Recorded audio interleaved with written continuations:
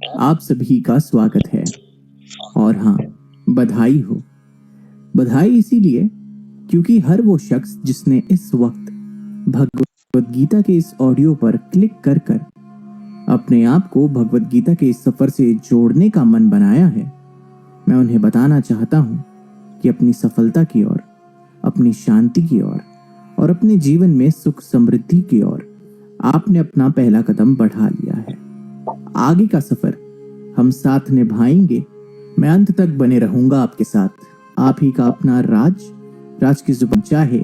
आज हम जानेंगे सार श्री कृष्ण के मुख से निकली हुई स्वर्णवाणी, जिसे संपूर्ण विश्व कहता है भगवत गीता। आज हम जानेंगे भगवत गीता के ऐसे 11 पाठ जो हम अपने जीवन में सद्भावपूर्ण अच्छी आदतों के तौर पर और अच्छे विचारों के तौर पर अपनाकर जीवन के चक्र को हमेशा के लिए बेहतरता की ओर अग्रसर कर सकते हैं। तो चलिए शुरू करते हैं। पाठ्य प्रथम भगवत गीता के अध्याय से ये सीख देते हुए कि concentrate on your goal, do your work and focus not on the result. कर्म किए जा, फल की चिंता मत कर। मान लेते हैं कि आपने अपने मन में एक लक्ष्य को ठान लिया है, अपने कंपनी में सबसे टॉप मोस्ट पोजीशन को हासिल करना। हम यहाँ उदाहरण लेंगे एक सीईओ का, मेरा मतलब है चीफ एग्जीक्यूटिव ऑफिसर। आपका सपना है कि आने वाले 5 सालों में मैं अपनी वर्तमान स्थिति से उठकर कुछ ऐसा श्रम कर जाऊं कि मुझे इस कंपनी में सीईओ का पद प्रदान किया जाए। मगर क्या लगता है आपको कि ये हासिल करना इतना आसान है?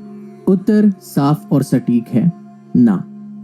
इसके लिए आपको जीतोड़ मेहनत और तैयारी करनी होगी।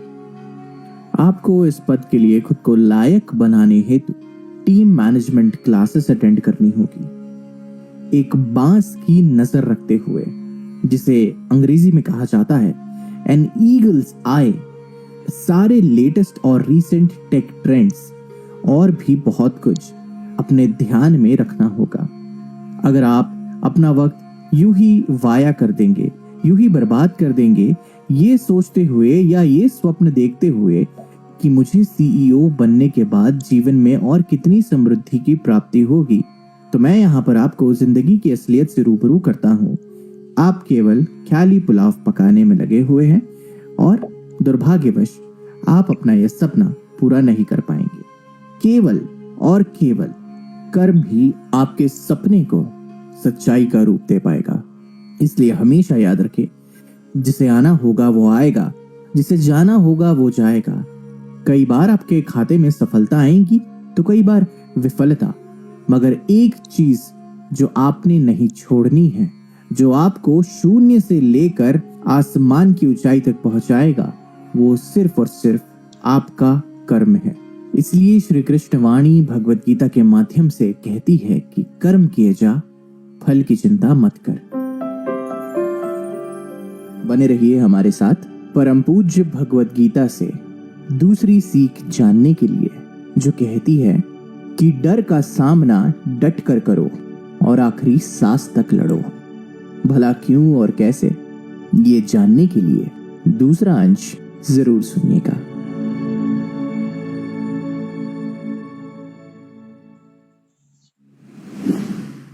पाठ्यक्रम द्वितीय भगवत गीता के अध्याय से सीख देते हुए, human life is full of battles, never shirk in fear, fight to the last, stand your ground. ऊपर वाले ने हर एक इंसान को बनाते हुए एक अलग अंदाज से और हर एक को अपनी अलग खूबियों का उपहार देते हुए अपने आप में सभी को एक यूनिक मास्टरपीस बनाया है। यहाँ हम उदाहरण लेंगे भारत के वीर योद्धा महाराज पृथ्वीराज चौहान का, जिन्होंने मोहम्मद घोरी से शिकस्त पाने के बावजूद अपने मन से खुद को कभी भी हारा हुआ नहीं माना। वो अपने मन में आखिर दम तक एक महाराज ही रहे। घोरी ने जब उनकी आंखें फोड़ दी और भरे मंच में उनका तमाशा बनाकर उन्हें शब्द भेदी बाण चलाने का आदेश दिया तो महाराज पृथ्वीराज चौहान ने आवाज सुनकर लक्ष्य को भेदने की अपनी खासी काबिलियत, यूनिक एबिलिटी का इस्तेमाल करते हुए संकट को अवसर में बदला और मोहम्मद घोरी के सर को अपने शब्द भेदी बाण की कला से कलम किया। वो डरे नहीं, आखिरी लम्हे तक वो डटे रहे और हिंदुस्तान जिंदाबाद के नारे से स्वयं ही अपने जीवन का बलिदान दिया, ये साबित करते हुए कि he fought to the last and he stood his ground।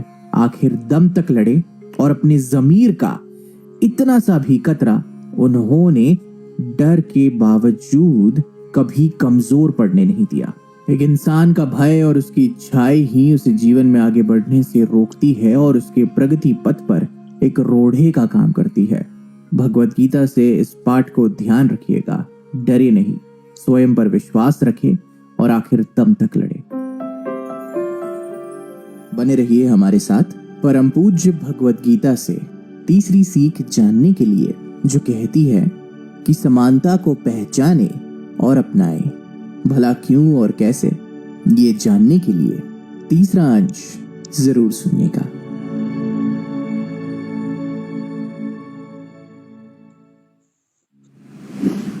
पाठ्य तृतीय भगवत गीता के अध्याय से ये सीख देते हुए, identify, recognise and accept equality in life. इस कथनी को समझ पाना थोड़ा सा जटिल है और इसका पालन करना तो और, लेकिन बेशक जिंदगी में ये सीख आपको ज्ञान प्राप्ति के पथ पर हमेशा काम आएगी।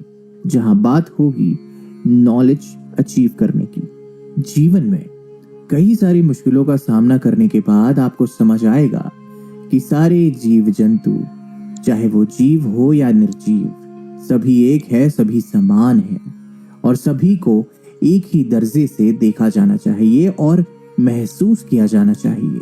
परिस्थिति स्थिति भले ही कोई भी क्यों ना हो, दुख और सुख एक ही सिक्के के दो पहलू है। क्योंकि अगर आपने दुख नहीं सहा तो आप सुख का मूल्य कभी नहीं समझ पाएंगे, और अगर आपने हमेशा सुख में ही आनंद लिया तो दुख के दो क्षण भी आपके ऊपर पहाड़ जैसे टूट पड़ेंगे। तो सुख और दुख, इसी का नाम जिंदगी है और दोनों में हंसते गुनगुनाते हुए आगे बढ़ते जाना है। हमारे देश के अपने भारतीय क्रांतिकारी एक छोटे से समय में अपने जीवन के सबसे दर्दनाक और दुखद लम्हे को भी सबसे खुशनुमा और सबसे गौरव से भरा हुआ लम्हा मानकर अपने फांसी के फंदे को देखकर मुस्कुराते हुए हंसते हंसते तख्ते पर चल दिए और शहादत को प्राप्त हुए। सुख में भी सुख और दुख में भी सुख, यही है जीवन की परिभाषा। और जिसने इसे समझा और इसका पालन किया, वो महापराक्रमी आज सदी के महापुरुष बनकर हमारे आदर्श बने हुए। शरीर मरता है, आत्मा नहीं, विचार नहीं, वो अमर है और यही परम सत्य है। बने रहिए हमारे साथ परम पूज्य भगवत गीता से चौथी सीख जानने के लिए, जो कहती है कि इच्छाएं तो मन में आएंगी और जाएंगी, भला इनसे कैसे और क्यों बचे, ये जानने के लिए चौथी सीख जरूर सुनिए।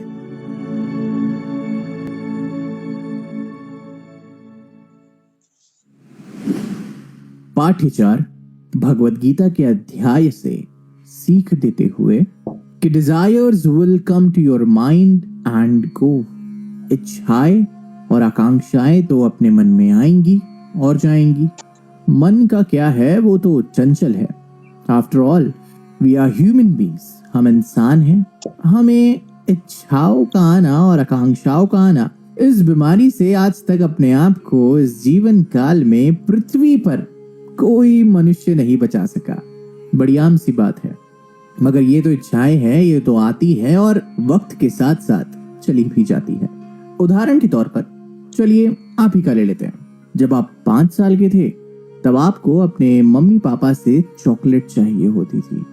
जब आप 10 साल के हुए तो पोकेमोन वाला वो बैग, फिर आप 15 के हुए तो शायद अपनी पसंद का मोबाइल फोन या नए जूते, और अब आप 20 के हो चुके हैं, कॉलेज आते जाते हैं, तो अब आपको चाहिए अपनी स्कूटी या बाइक।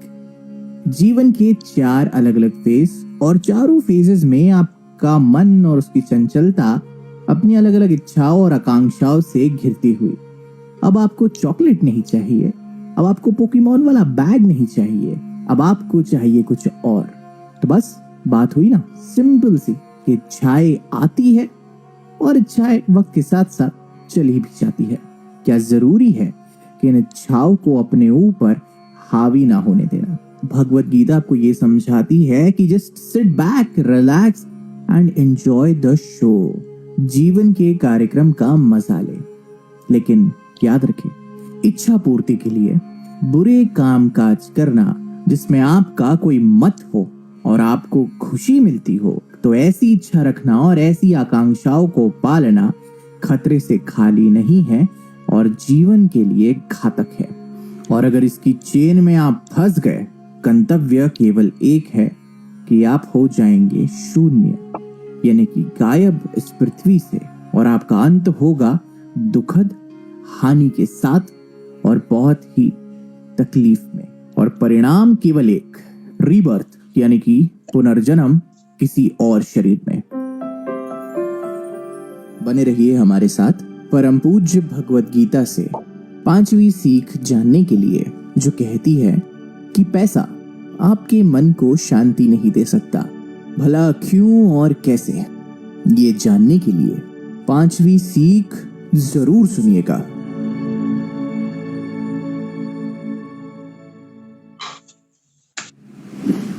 पाठ्य 5 भगवत गीता के अध्याय से ये सीख देते हुए, a mind full of thoughts about money cannot concentrate nor meditate. एक ऐसा मन जो हर वक्त सिर्फ और सिर्फ पैसों के विचारों से भरा हुआ हो, वो मन न कभी ध्यान लगा सकता है और ना ही शांति को प्राप्त कर सकता है। भगवत गीता के हर खंड में और कहीं पन्नों पर रुख किया गया है इस शब्द का, जिसे अंग्रेजी में कहते हैं मेडिटेशन और हिंदी में कहते हैं साधना, ध्यान लगाना। और ये एक ऐसा नॉन फिजिकल एक्टिविटी है, यानी कि जिसमें शरीर की ताकत का इस्तेमाल नहीं किया जाता, जो आपको अपने अंदर के इनर पीस से जोड़ता है, जो आवाज आपके भीतर वास करती है। और उस अंतरावाज को, जो शांति का प्रतीक है, आप उसे केवल तब सुन पाएंगे, तब महसूस कर पाएंगे, जब आप अपने मन को एकदम एकांत, मोहमाया से दूर, एकदम शांत और खाली रख सके। पैसे के पीछे भागना और पैसों को पाने के ये जो विचार उत्पन्न होते रहते हैं बार बार, जब तक ये आपके मन की शांति के साथ खिलवाड़ करते रहेंगे, आप इनर पीस, अपने आप में, अंतरात्मा में कभी शांति को नहीं पा सकेंगे। आपका मन हमेशा स्थिर रहेगा और मेडिटेशन यानी कि ध्यान की पहुंच से मीलों दूर।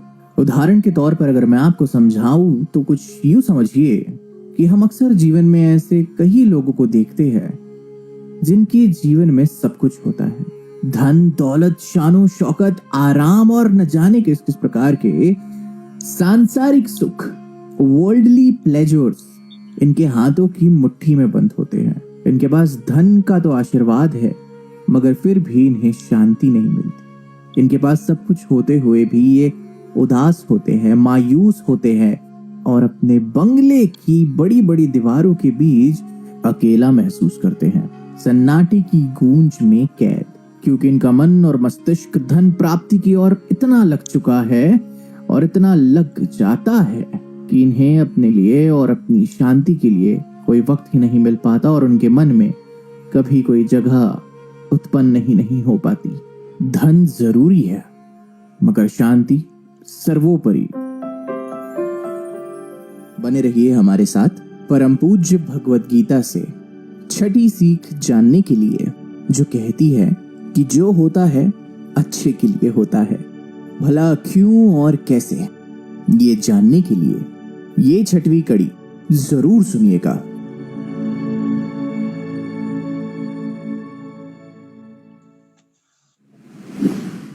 पाठ्य 6 भगवद गीता के अध्याय से ये सीख देते हुए, whatever has happened is only for the good future. The activities that are happening at present are also for a good cause. The happenings in the future, they are also for a good future. जो हो रहा है वो भी सही है, जो हो चुका है वो भी सही है, और जो भी होने वाला है वो भी सही के लिए ही हो रहा है। कम शब्द में सटीक अर्थ के साथ कि आपका भूतकाल, वर्तमान और भविष्य काल इसी विचारधारा पर स्थित है कि जो होता है अच्छे के लिए होता है। मैं आशा करता हूं कि ये वाक्य आपको समझ आया होगा। ये इस बिंदु पर उजाला डाल रहा है कि आपका कर्म कभी नहीं रुकना चाहिए, भले ही परिणाम कैसा भी हो, सफलता असफलता जो भी, रुकना नहीं है। उसके लिए पछतावा नहीं होना चाहिए। सिर्फ और सिर्फ आपकी ड्यूटी, जो सबसे बुरा आप कर सकते हैं वो ये है कि अपने परिणाम के लिए, अपनी स्थिति के लिए किसी और पर दोषारोपण करना, एक बदले की भावना से। समझिए और इस बात पर गौर करिए कि इस जीवन में जो भी हो रहा है उसके पीछे कोई ना कोई मकसद जरूर है। एक बड़ी शक्ति का हाथ है उसके पीछे, और आपको इंसानी जीवन का महत्व समझाने के लिए। इस संसार में कई जीव जंतु है, कई पशु है, कई मानव है, कई निर्जीव वस्तुएं हैं, लेकिन कोई भी उनकी किस्मत नहीं बदल सकता। जिसके जीवन में जो होना लिखा है वो होके रहेगा। नसीब अपना अपना, अंग्रेजी में इस शब्द को कहा जाता है destiny. If it's meant to be, it will be. अगर उसे होना है तो वो होके रहेगा। तो कृपया करके मैं आपसे ये विनती करना चाहूंगा कि अपने सफर पर आपने आज तक जितना भी तय किया है, खुद पर गौरव करें, खुद से प्रसन्न रहे, और छोटी मोटी असफलताओं को और जीवन की इस धुन पर नाचे ऐसा कि आपके चेहरे पर खुशी हो, ना ही नाराजगी और ना दुख। आप खुद समझिए कि जीवन में कभी कभी समय बहुत अच्छा चलता है तो सभी लोग पूछते हैं, लेकिन एक ऐसा वक्त भी आता है जब वक्त बहुत खराब चलता है और अपने भी साथ छोड़कर चले जाते हैं। क्या करें, यही जीवन का चक्का है, चलते रहना है, रुकना नहीं है। कोई मूर्ख ही होगा जो अपने भूतकाल पर अभी भी अटका हुआ है, क्योंकि जिंदगी एक ऐसी कड़ी है कि जिसे आप पीछे जाकर ठीक नहीं कर सकते। जहां और जिस वक्त और जिस परिस्थिति में हो वहीं से ही ठीक करना होता है, और आपका आज ही आपके आने वाले कल को आकार देता है।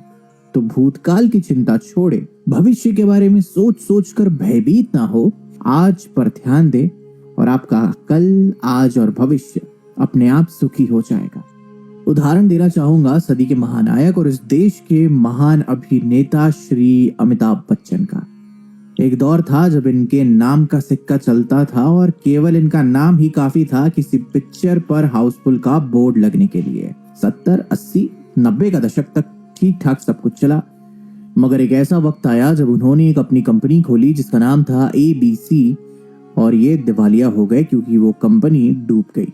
तब इनकी हालत बहुत ही नाजुक थी। ऐसी नौबत आ गई कि घर भी गिरवी रखना पड़ा।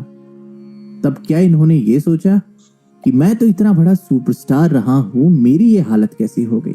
या इन्होंने इस पर गौर किया कि यार अब मैं आगे अपना जीवन कैसे व्यतीत करूंगा? क्या लोग मुझे दोबारा सुपरस्टार मानेंगे या नहीं?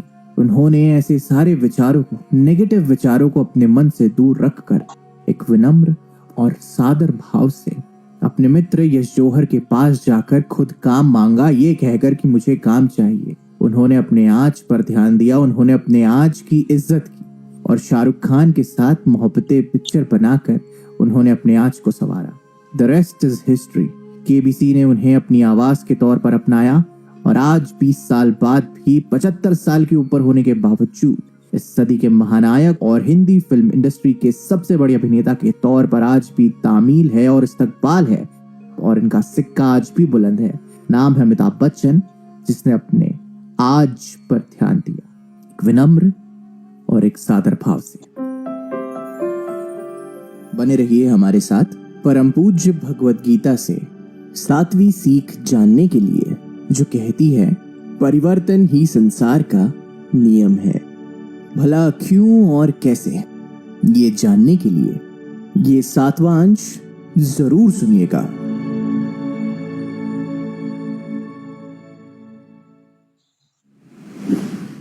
पाठ्य 7 भगवत गीता के अध्याय से सीख देते हुए कि change is permanent, this is universal law, you can either become a billionaire और अ पॉपर इन अ सेकेंड।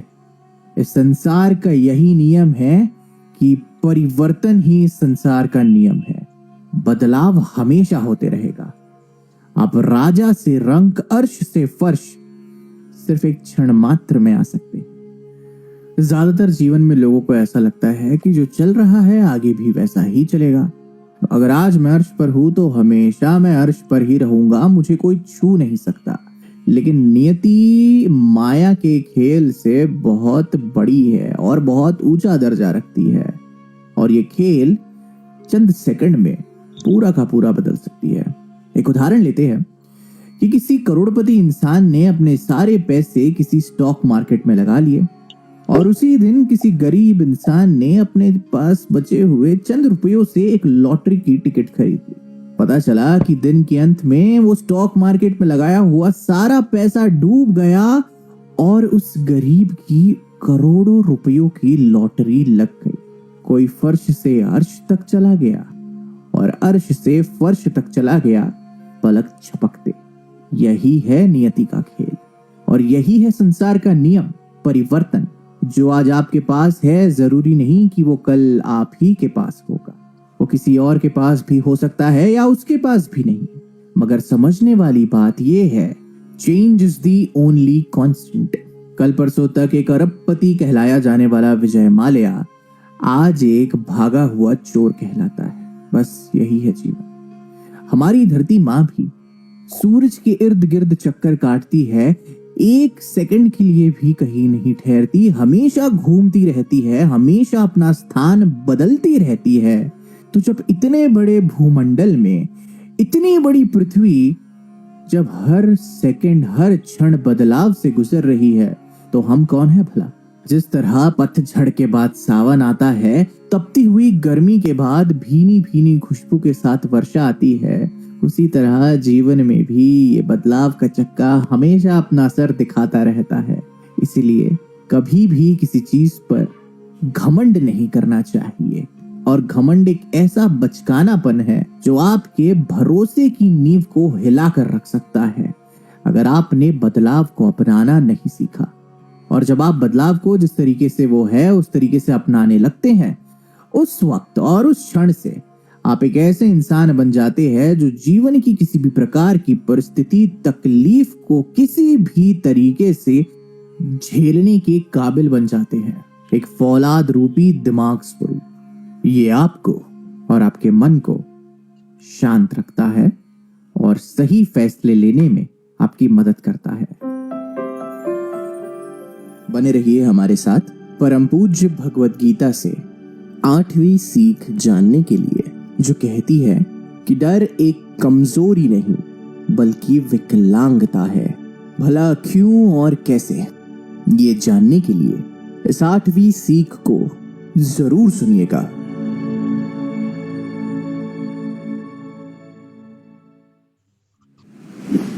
पाठ्य 8 भगवत गीता के अध्याय से ये सीख देते हुए कि fear factor is a disability.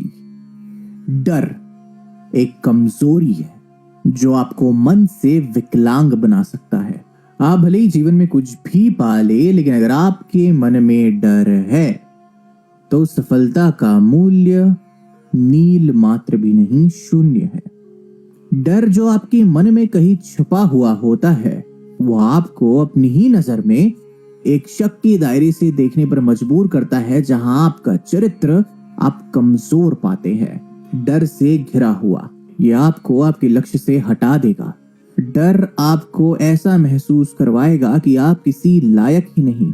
ये आपके गंतव्य को आपसे छीन लेगा।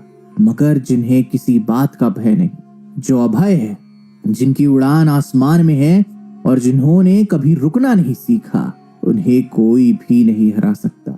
भविष्य का डर और आत्मसम्मान खो जाने का डर, यही दो रोढ़े हैं जो आपको अपने जीवन के लक्ष्य से कभी मिलने नहीं देंगे। आखिरकार गब्बर भाई साहब भी कह गए कि जो डर गया समझो मर गया। हंसने हंसाने की बात और है, लेकिन अगर उदाहरण के तौर पर देखा जाए, कंपनी क्वार्टर मास्टर हवलदार अब्दुल हमीद, एक ऐसा सिपाही जिन्हें इनकी शहादत उपरांत, बलिदान उपरांत भारतीय सेना के सबसे बड़े गौरव से नवाजा गया। इसका नाम है परमवीर चक्र। तारीख थी 10 सितंबर और 1965 की लड़ाई में पाकिस्तानी सेना ने धावा कह दिया। हिंदुस्तानी बॉर्डर में घुसकर अपनी पैटर्न पैंजर टैंक्स के द्वारा इंडियन ट्रूप्स, भारतीय सेना की कुछ टुकड़ियां इतनी भयानक दहशतगर्दी मचाकर आती हुई टैंकों को देखकर भयभीत हो गए और पीछे की तरफ हटने लगे। ये देखकर आरसीएल गन के कमांडर हवलदार अब्दुल हमीद अपनी जान की परवाह ना करते हुए भय मुक्त अपनी जीप पर इस गन को बांधे हुए दुश्मन टैंक को तबाह करने की ओर बढ़ चले। और होता क्या है, इन्होंने सबसे पहले आती हुई लीडिंग टैंक को अपना निशाना बनाकर ब्लास्ट करते हुए धुआं धुआं कर दिया। इतने में दूसरी टैंक की नजर इन पर गई और जैसे ही उन्होंने उसे भी अपना टारगेट बनाया, सामने से जवाब फायरिंग में इनकी तरफ एक बहुत एक्सप्लोसिव शेल आ गिरा और ये वीरगति को प्राप्त हुए, मगर उन्होंने उस टैंक को भी तहस नहस कर दिया। इनके इस पराक्रम, इस साहस को देखकर इनकी बाकी टुकड़ियों, इनके बाकी साथियों को भी हिम्मत आई।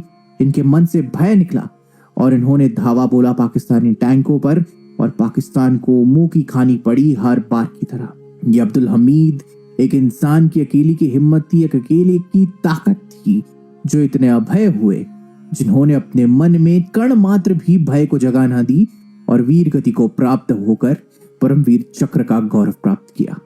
भय आपके मन को विकलांग बनाता है, इससे बचिए और आगे बढ़िए।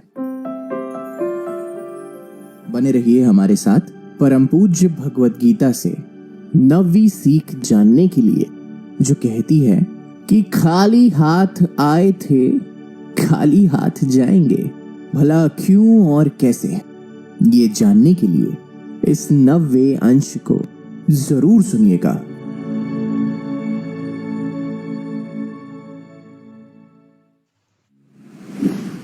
पाठ्य 9 भगवत गीता के अध्याय से सीख देते हुए कि you are born empty handed and you will leave this mother earth empty handed। खाली हाथ आए थे हम, खाली हाथ जाना है। बस यही है सीख। और इंसान का जीवन है क्या? जब ऊपर वाले ने भेजा तो खाली हाथ भेजा, नंगा। और जब हम जाएंगे भी, कोई मिट्टी में समा जाएगा, कोई धुआं बनकर उड़ जाएगा, तभी भी हम बस अपने आप ही होंगे और हमारे साथ कुछ नहीं जाने वाला। ना हमारी प्रॉपर्टी, ना हमारे कपड़े, ना हमारा कमाया हुआ धन या हमारी अकड़। जैसे आए थे बस वैसे ही मिल जाएंगे प्रकृति की गोद में। और मेरे हिसाब से इसका तो उदाहरण देना भी ठीक नहीं बनता है, क्योंकि ये बहुत सामान्य सी बात है। ये रोजमर्रा की जिंदगी का आईना है और हमें हमेशा अपने मन में इस बात को ठान कर रख लेना चाहिए कि जो भी है ऊपर वाले की दया से है और हमारे कर्म से है, और जब नहीं भी होगा तो भी ऊपर वाले का ही आशीर्वाद समझकर परिस्थिति का सामना करते हुए कर्म करते रहना है। ये दुनिया एक बहुत बड़ा रंगमंच है और हम इस रंगमंच की कठपुतलियां, जब तक शो चलेगा तब तक हमारा सफर चलेगा। क्या कमाएंगे क्या गवाएंगे, लेकिन जब जाने की बारी आएगी तब तो नंगे ही आए थे और नंगे ही जाएंगे, वो भी खाली हाथ। बने रहिए हमारे साथ परम पूज्य भगवत गीता से 10वीं सीख जानने के लिए, जो कहती है कि हवस, गुस्सा और लालच सबसे बड़े दुश्मन है, भला क्यों और कैसे। ये जानने के लिए 10वीं सीख को जरूर सुनिएगा।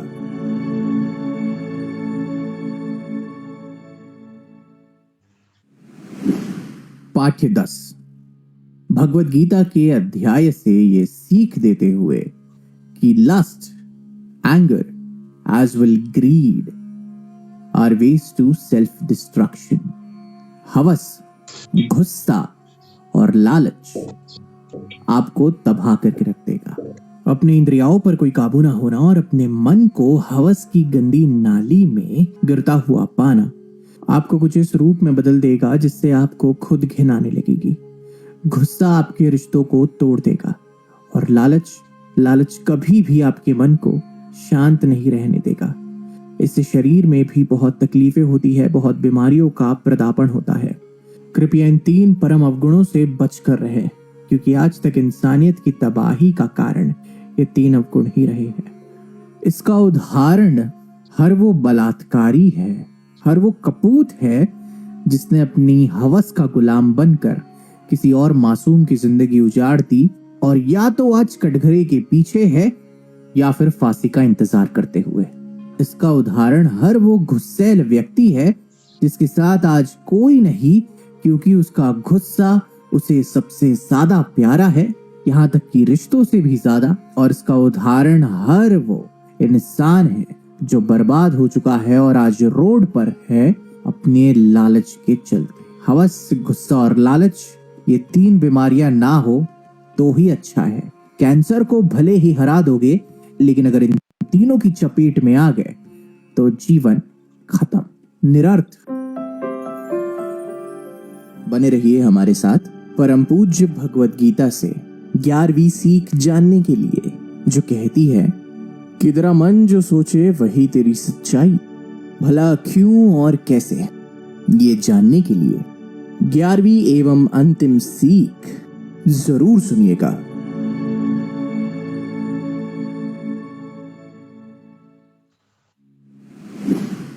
पाठ्य 11वां, भगवत गीता के अध्याय से सीख देते हुए कि a man makes his life based on his own beliefs. तेरा मन जो सोचे वही तेरी सच्चाई। किसी मनुष्य के विचार ही उसके जीवन को आकार देते हैं। अगर आपके विचार खुश होंगे और एक ऊर्जा से भरे हुए होंगे तो भले ही जीवन में कितनी ही बड़ी मुसीबत क्यों ना आन पड़े, आप उसका सामना एक सिकंदर की तरह करेंगे और मुस्कुराहट के साथ उसे एक अलविदा भी कह देंगे। और भले ही आपका जीवन कितना ही संपूर्ण, संपन्न और भव्य क्यों ना हो, मगर आपका मन ऐसे विचारों से भरा हुआ है जो आपको नीचे खींचता है, जो आपको नेगेटिविटी की तरफ ढकेलता है, तो भले ही आप ताजमहल में बैठकर चांदी के चम्मच से ही क्यों ना खाना खा रहे हो, मगर आप मन से उदास और निराश ही नजर आएंगे। भले ही किस्मत आपके दरवाजे पे दस्तक दे रही हो, आसमान की ऊंचाई आपके कदम चूम रही हो, और अगर आपके दिमाग में रिवेंज हो, बदले की भावना हो, तो उस खुशी के माहौल में भी गम का आगमन बेझिझक हो जाएगा। तो बात बड़ी सिंपल सी है कि आपका मन, आपके विचार ही आपके जीवन को आकार देते हैं। जैसा आप सोचेंगे वैसा ही आपका जीवन होगा। तो अच्छा सोचिए, अपने मन को सकारात्मकता से भर दीजिए और नकारात्मकता के लिए सीधा no entry board. Shahrukh Khan, साल था 1990, खड़े थे मरीन लाइंस पर समुद्र को देखते हुए। ना सोने का ठिकाना, ना जेब में पैसे, क्या किया जाए? खड़े होकर बस ये कह दिया कि एक दिन मैं शहर पर राज करूंगा। ये उनका विश्वास था, ये उनका अपने आप से एक वादा था और ये उनका सपना था जिसके लिए उन्होंने हर दिन कड़ी मेहनत की और अपने विचारों को कभी भी कमजोर नहीं पड़ने दिया। और आज we all know him as king Khan. जो आप सोचेंगे वही आप अट्रैक्ट करेंगे और जो आप अट्रैक्ट करेंगे वही आपके एक्शंस बनेंगे और जो आपका कर्म होगा वही आपके जीवन का सत्य होगा। और यही सीख देती है भगवत गीता। एक ऐसी किताब, एक ऐसा ग्रंथ, कुछ ऐसे पन्नों से भरा हुआ जिसमें इस दुनिया के हर प्रश्न का सटीक, सरल और एक ऐसा उत्तर जो आपको हर पल शांति के भाव से मिलाएगा। समझा और जाना आपने भगवत गीता के दिए गए इन 11 लेसन, इन 11 पाठ को। राज की सुपानी